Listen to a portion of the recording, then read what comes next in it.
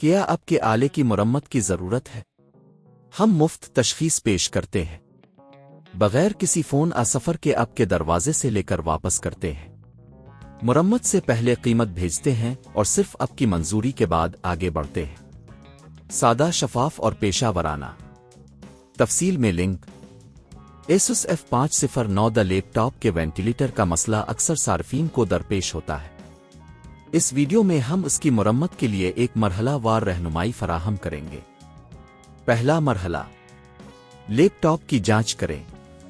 اگر آپ کو لگتا ہے کہ وینٹیلیٹر صحیح طریقے سے کام نہیں کر رہا تو پہلے یہ چیک کریں کہ کیا یہ گرد و غبار مٹی سے بھرا ہوا ہے۔ اگر ہاں تو آپ کو اسے صاف کرنے کی ضرورت ہو سکتی ہے۔ دوسرا مرحلہ، لیپ ٹاپ کو بند کریں اور بیٹری کو نکالیں۔ اس کے بعد لیپ ٹاپ کے نیچے موجود پیچوں کو کھولیں تاکہ آپ کو اندر تک رسائی حاصل ہو سکے۔ تیسرا مرحلہ، وینٹیلیٹر کو تلاش کریں۔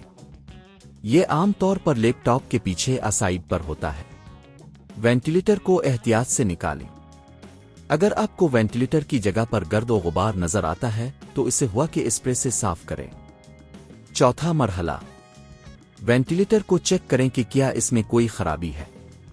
اگر وینٹیلیٹر میں کسی قسم کی خرابی ہے تو آپ کو اسے تبدیل کرنے کی ضرورت ہو سکتی ہے۔ پانچواں مرحلہ، نیا وینٹیلیٹر خریدنے سے پہلے آپ کو آن لائن مقامی دکانوں میں قیمتوں کا موازنہ کرنا چاہیے۔ عام طور پر Asus F509DA کے وینٹیلیٹر کی قیمت 1500 سے 3000 روپے کے درمیان ہو سکتی ہے۔ چھٹا مرحلہ، نیا وینٹیلیٹر حاصل کرنے کے بعد اسے اپنی جگہ پر لگا دیں۔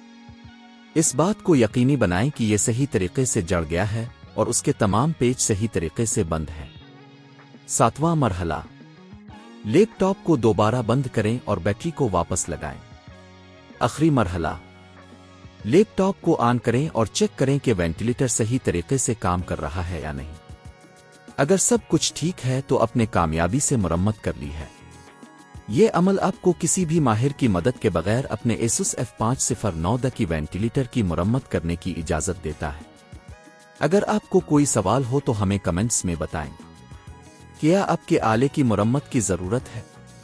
ہم مفت تشخیص پیش کرتے ہیں بغیر کسی فون سفر کے آپ کے دروازے سے لے کر واپس کرتے ہیں۔